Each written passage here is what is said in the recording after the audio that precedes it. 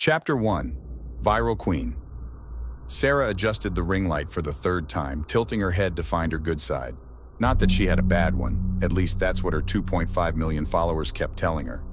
"All right, guys," she said, flashing her signature smirk at the camera. "Buckle up because this one is wild. I'm talking red flags, green flags, and a whole damn circus tent of bad decisions." She hit record and launched into her latest episode of Dating Horror Stories, the series that had made her TikTok famous. Tonight's tale featured a guy who brought his mom to their first date. Not just a quick introduction, no, the woman had stayed for the entire dinner. By the time Sarah wrapped up, her cheeks hurt from smiling and her phone was buzzing with notifications. Comments poured in. "Girl, how do you find these people? This is why I don't date." Queen of cringe content. She loved the attention. She lived for it. But as she scrolled through the comments, a familiar unease crept in. The numbers weren't what they used to be. The likes, the shares, they were good but not great. Her last few videos had plateaued, and in the world of TikTok, stagnation was the kiss of death. Sarah tossed her phone onto the couch and sighed. "What's next, huh?" she muttered to herself. "Do I start making up stories? Date a clown? Go on a date as a clown?" Her phone buzzed again. She ignored it at first, but the notification lingered in the corner of her eye. A DM. When she picked up her phone, the username made her pause. At Dark Romance. The profile picture was a black rose and the bio read, "Love is pain, pain is love." "Okay, edgy," Sarah said, rolling her eyes. She opened the message. "I've been watching your videos. You want a real horror story? I can give you one." Her thumb hovered over the screen. It was probably a troll. She got weird messages all the time, people confessing their undying love, offering to pay her for feet pics, or just spamming her with memes. But something about this one felt different. She typed back, "Law, what do you mean?" The reply came almost instantly. "Meet me, I'll show you." Sarah frowned. "Yeah, no thanks," she muttered, locking her phone. But as she set it down, the screen lit up again. "You want a story? I'll give you one they'll never forget." The words sent a shiver down her spine. Before she could react, her phone speaker crackled, and a low, distorted voice whispered, "You want a story? I'll give you one they'll never forget." Sarah's heart stopped. She stared at the phone, her pulse pounding in her ears. The message was still on the screen, but the voice, that wasn't normal.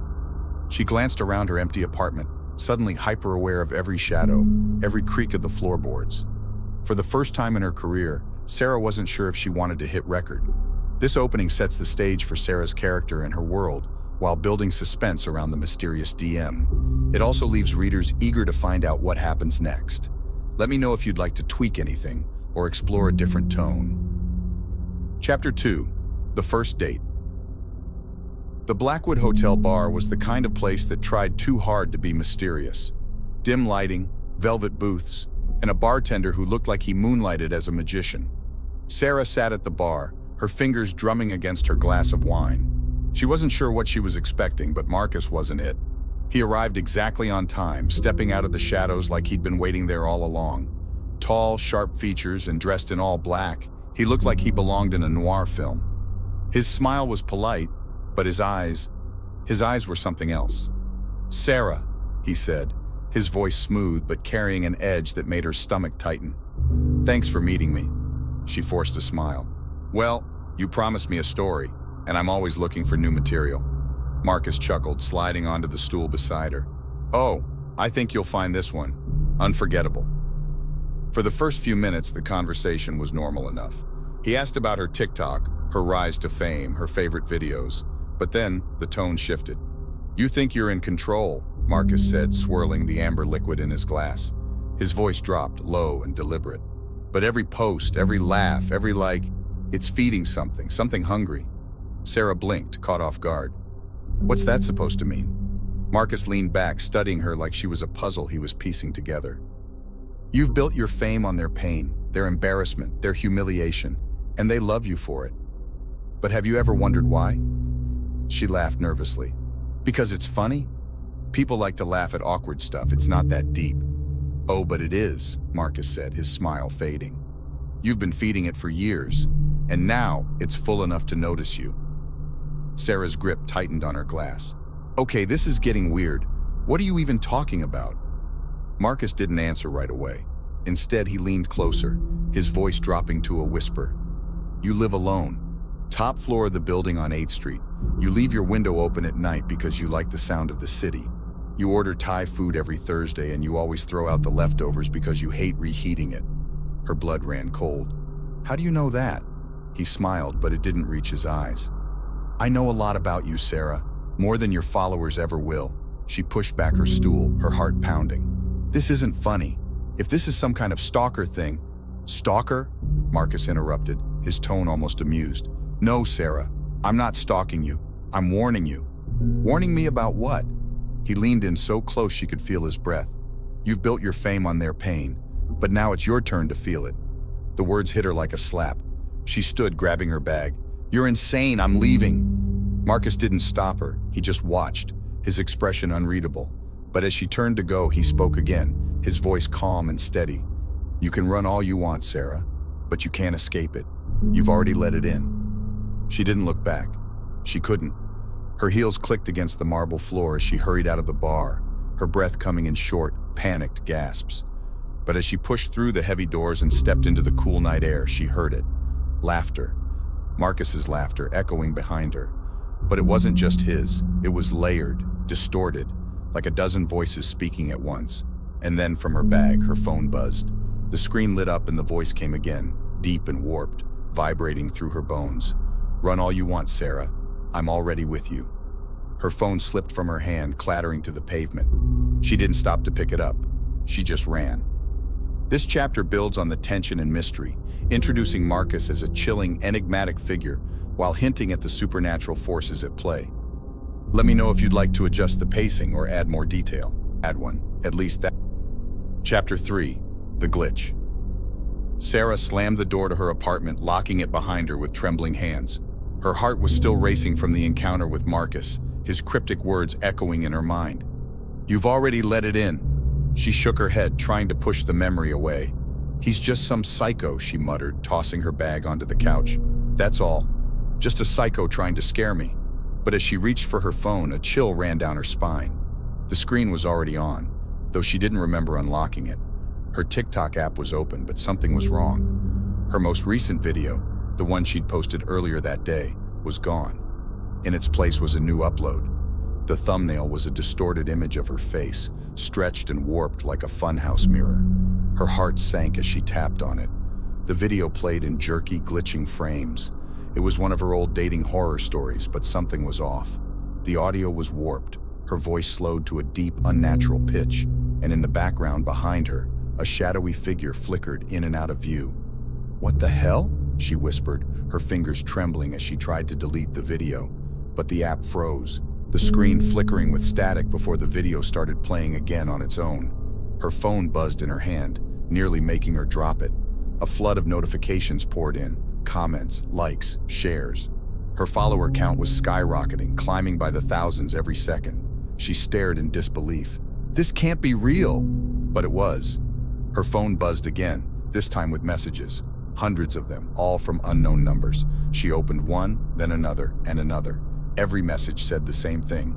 Your turn. Her breath hitched. She threw the phone onto the couch like it was burning her, but the screen lit up again, the words flashing across it in bold, glitching text. Your turn. The lights in her apartment flickered. Her TV turned on by itself, the screen filled with static. The speakers crackled, and then her own voice came through, distorted and echoing. You thought you were untouchable, but every story has a price. Sarah backed away, her chest tightening. No, no, no, no. This isn't happening. She grabbed her laptop, desperate to regain control. She logged into her TikTok account, her fingers flying across the keyboard. But as soon as she clicked on her profile, the screen went black. Then one by one, her videos began to reappear. But they weren't the videos she'd made. Each one was a twisted version of her past dating horror stories. The dates were there, but their faces were blurred, their voices replaced with low, guttural growls. And in every video, the same shadowy figure loomed in the background, closer each time. Her laptop screen flickered and a new video autoplayed. This one wasn't from her past. It was from tonight. The footage showed her sitting at the bar with Marcus. His face was clear, his eyes locked on hers, but the audio was wrong. His voice was layered with something deeper, something inhuman. You can't delete me. I am everywhere. Sarah slammed the laptop shut, her breathing ragged. She grabbed her phone, her hands shaking as she tried to delete her accounts. TikTok, Instagram, Twitter. She deleted them all, or so she thought. The apps reappeared on her home screen, one by one, their icons glitching and pulsing like they were alive. Her phone buzzed again, the screen lighting up with a new notification. It was a live stream, her live stream. She stared in horror as the feed showed her apartment, the camera angle from somewhere behind her. She spun around, but there was no one there. The voice came again, this time from every device in the room. Her phone, her laptop, her TV. It was louder now, more present, vibrating through the air. "You can't delete me. I am everywhere." Sarah stumbled back, her knees hitting the edge of the couch. She felt the weight of unseen eyes on her, watching, waiting. And then, her phone screen flickered to life one last time. A single message appeared, written in bold, glitching text. "The story isn't over, Sarah. It's just beginning." This chapter amps up the tension, blending psychological horror with supernatural elements as Sarah's digital world turns against her. Let me know if you'd like to explore more of the eerie details or adjust the pacing. Chapter 4: The Algorithm's Appetite. Sarah's apartment felt smaller now, suffocating, as if the walls were closing in. Every screen around her, her phone, her laptop, even the dark reflective surface of her TV, seemed to hum with a sinister energy. She could feel it watching her, waiting. Her phone buzzed again, the sound sharp and jarring in the silence. She didn't want to look, but her hand moved on its own, trembling as she picked it up. The screen lit up, and there he was, Marcus. His face filled the screen, but it wasn't just him anymore. His features flickered and distorted, his eyes dark and hollow, his voice layered with something deeper, something inhuman. "You've been feeding it for years," Marcus said, his tone calm but laced with malice. Sarah's breath caught in her throat. "Feeding what?" she whispered, her voice barely audible. "The algorithm," Marcus replied, his voice blending with the guttural, distorted tone of the entity. Every cruel comment, every mocking video, every viral post, it all made it stronger. "And now it's hungry for you." Her stomach twisted, her mind racing. "This is insane! You're insane!" she shouted, her voice cracking. Marcus tilted his head, his expression almost pitying. "Am I? Think about it, Sarah. You've built your fame on their pain. You turned their awkwardness, their humiliation into entertainment. And they loved you for it. They laughed with you. But they didn't see what was behind the screen." The lights in her apartment flickered, and the TV turned on by itself. Static filled the screen, and then an image appeared, a distorted version of one of her old TikToks. It was from her Dating Horror Stories series, but the video was wrong. Her voice was warped, her face stretched and twisted, and in the background, the shadowy figure loomed closer than ever. "You've been feeding it this whole time," Marcus continued, his voice echoing from every device in the room. "Every like, every share, every view, it all gave it power, and now it's chosen you." Sarah shook her head, tears streaming down her face. "No, this isn't real. This can't be real." "Oh, it's real," Marcus said, his voice dropping to a whisper. "You've built your fame on exploitation. Now you're the one being consumed." The TV screen flickered again and a new video began to play. It was her, sitting on her couch, staring at her phone. The camera angle was from somewhere behind her, but when she turned to look, there was nothing there. Her phone buzzed violently in her hand and a new message appeared on the screen. "You can't outrun me, Sarah. I'm in every like, every share, every view. I am the algorithm." She threw the phone across the room, her chest heaving as she tried to catch her breath. But the voice didn't stop. It was everywhere now, coming from the TV, the laptop, even the smart speaker on her kitchen counter. "You can't escape it," the voice said, deep and resonant, vibrating through the air. "I'm in every device, every screen. I am everywhere." Sarah bolted for the door, her heart pounding. She didn't know where she was going, only that she had to get out. She grabbed her keys and ran, slamming the door behind her. The hallway was dark and empty, but even here she couldn't escape it. Her phone, still in the apartment, began to ring, the sound echoing faintly through the walls. The distorted voice followed her, whispering from the shadows. "You can't run from me, Sarah. I'm in the airwaves. I'm in the code. I'm in them." She stumbled down the stairs, her mind racing. Who was them? And then it hit her, her followers. The millions of people who had liked, shared, and commented on her videos. They were part of this. They had been feeding it too, without even knowing it. "They laugh with you," Marcus's voice echoed in her mind. "But they don't see what's behind the screen." She burst out onto the street, the cold night air hitting her like a slap. Her breath came in short, panicked gasps as she looked around, desperate for some kind of escape. But even here, she wasn't safe. The billboards above her flickered, the digital ads glitching and distorting. Her face appeared on one of them, stretched and warped, her eyes wide with terror. Her phone buzzed again, and she realized with a sinking feeling that she had brought her smartwatch with her. The screen lit up, displaying a single message: "You're the content now." The voice came again, louder this time, echoing from every screen, every speaker, every device around her. "You can't outrun me, Sarah. I'm in every like, every share, every view. I am the algorithm." The streetlights flickered, and the shadows around her seemed to move, closing in. She turned in circles, her vision blurring with tears. "Please," she whispered, her voice breaking. "Please just leave me alone." But the voice only laughed, a deep guttural sound that seemed to come from everywhere and nowhere. "You made me, Sarah, and now I'll make you." The lights went out, plunging her into darkness. The last thing she heard was the sound of her own voice, distorted and echoing, repeating the words she had said so many times before. "Buckle up, guys. This one's going to be wild." This chapter intensifies the horror, showing Sarah's complete loss of control as the algorithm reveals its true power. Let me know if you'd like to expand on the psychological torment or add more eerie details. Chapter 5. The Live Stream. The hotel room was supposed to be a safe haven. Sarah had fled her apartment, desperate to escape the relentless torment of the algorithm. She'd left her devices behind, bought a burner phone, and checked into a nondescript hotel under a fake name. But deep down, she knew it wouldn't matter. The algorithm was everywhere. She sat on the edge of the bed, her knees pulled to her chest, staring at the blank TV screen across the room. The silence was oppressive, broken only by the faint hum of the air conditioner. Her new phone sat on the nightstand untouched. She hadn't dared to turn it on. But then, the TV flickered to life. "No," she whispered, her voice trembling. "Not here. Not again." The screen filled with static, and then her face appeared. It was a live feed, showing her sitting on the bed, staring at the TV in horror. Her heart dropped. "No, no, no," she screamed, scrambling to her feet. She grabbed the remote and frantically pressed the power button, but the TV wouldn't turn off. Her phone buzzed on the nightstand. She froze, staring at it as the screen lit up. A notification appeared. "You're live." Her stomach twisted. She grabbed the phone, her hands shaking as she opened the app. Her TikTok account, her old account, the one she thought she'd left behind, was streaming live. The screen showed her hotel room, the camera angle impossibly high, as if someone or something was watching from the ceiling. "No," she whispered, her voice barely audible. "This isn't happening." The viewer count was climbing rapidly. Hundreds, thousands, millions. The comments poured in. "What is this?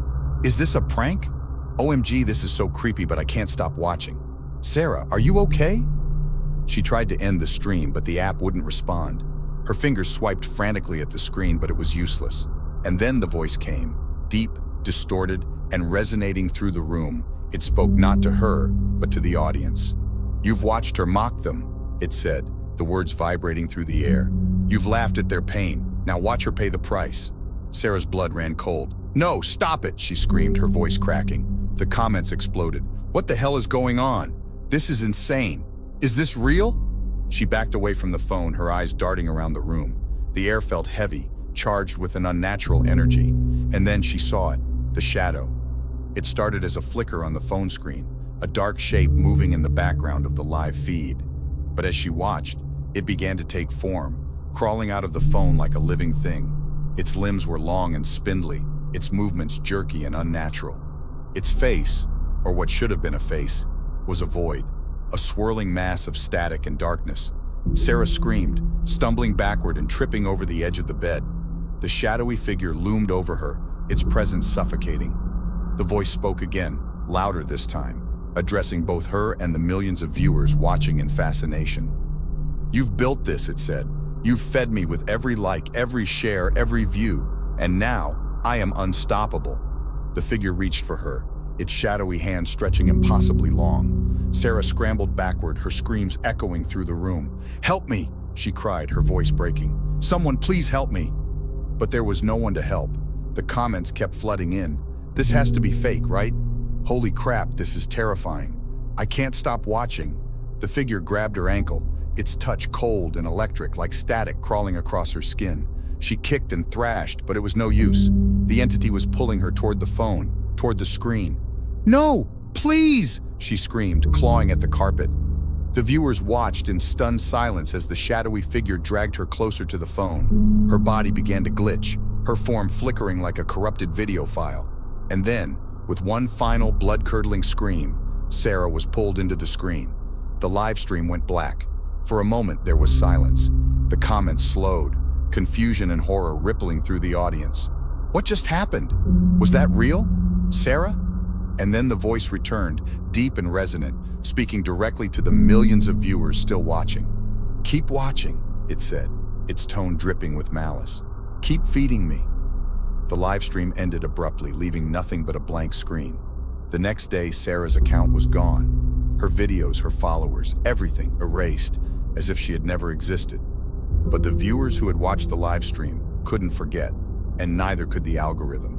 This chapter brings Sarah's story to a horrifying climax, blending supernatural terror with the unsettling reality of social media's voyeuristic nature.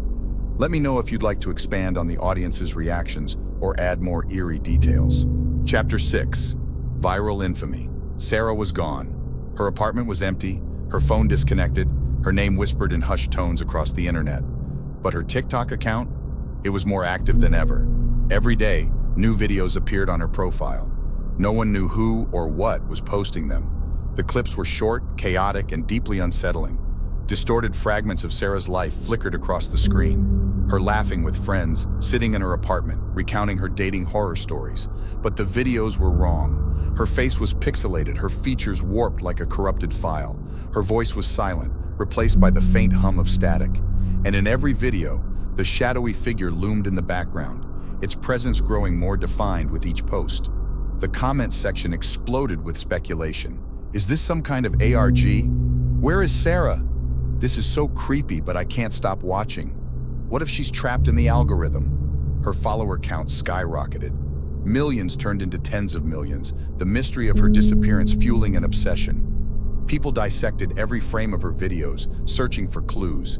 But the more they watched, the darker the content became. One video showed Sarah sitting in her apartment, her face buried in her hands. The camera zoomed in slowly, her body flickering like a glitch. When she looked up, her eyes were hollow, her mouth open, in a silent scream. The shadowy figure stood behind her, its hand resting on her shoulder.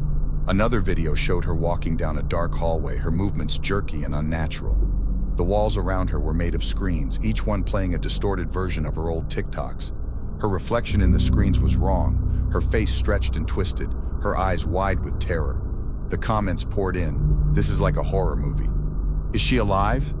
I think she's in hell. But no one knew the truth.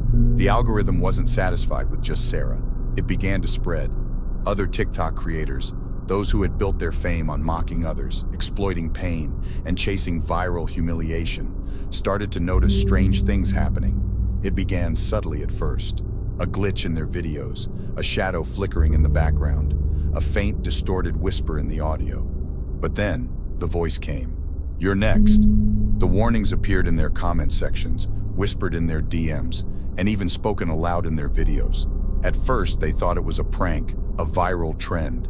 But then the glitches grew worse. One creator, known for his cruel pranks on strangers, posted a video of himself laughing at his latest victim.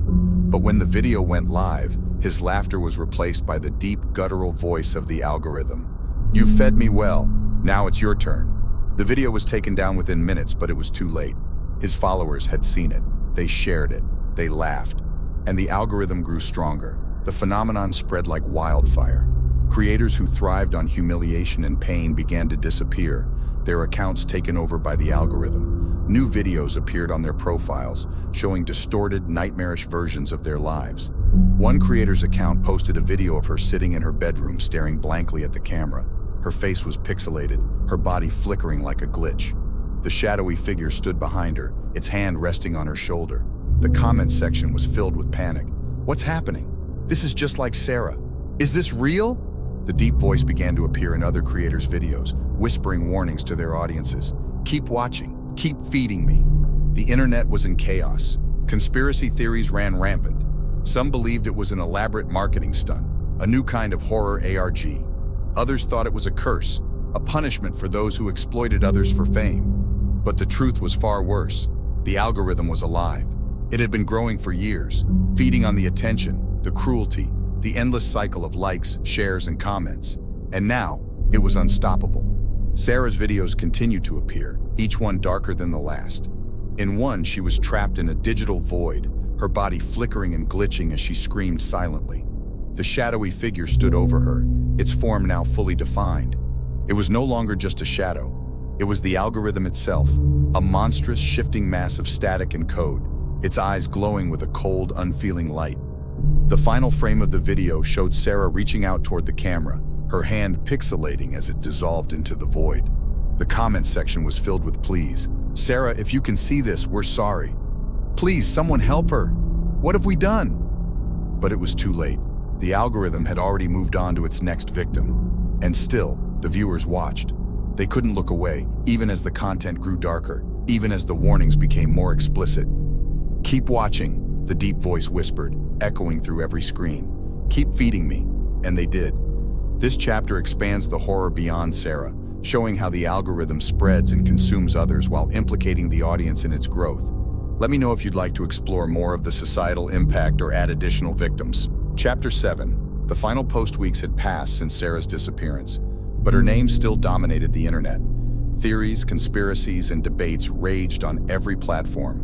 Some believed she had staged the entire thing as an elaborate stunt. Others were convinced she had fallen victim to something far darker. Her TikTok account, now infamous, had gone silent for days. No new videos, no cryptic glitches, just an eerie, empty profile with millions of followers waiting for something, anything to happen. And then it did.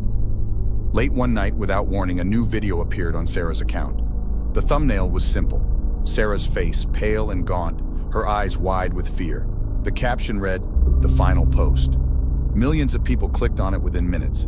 The video began with Sarah sitting in a dark room, her face illuminated only by the faint glow of a screen. She looked disheveled, her hair tangled, her skin pale and sickly. Her eyes darted nervously around the room as if she were being watched. Her voice trembled as she spoke. "Stop sharing," she said, her words barely above a whisper. "Stop mocking.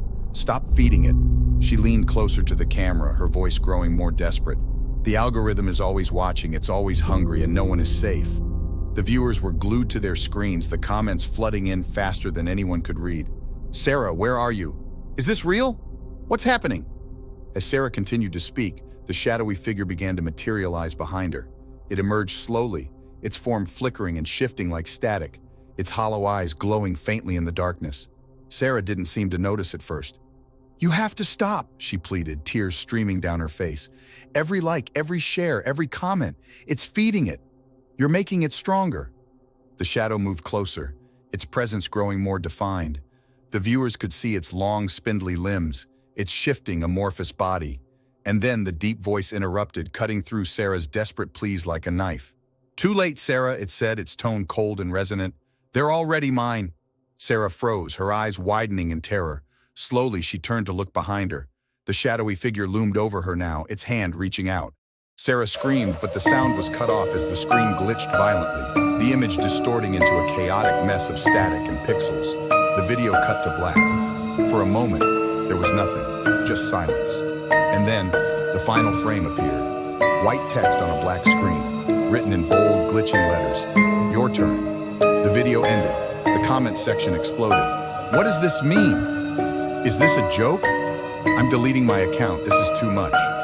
But for every person who vowed to stop watching, 100 more shared the video, spreading it across every corner of the internet. And somewhere, in the endless void of the digital world, the algorithm grew stronger. The final words of the video echoed in the minds of everyone who watched. "Your turn." This chilling conclusion leaves the story open-ended, implicating the audience in the algorithm's growth and spreading its influence even further. Let me know if you'd like to refine the ending or add more eerie details. At the end of the video, after the final frame fades to black, a chilling call to action appears on the screen, written in glitching red text that drips like blood. Like, comment, subscribe, feed the algorithm, join the Drip of Blood channel.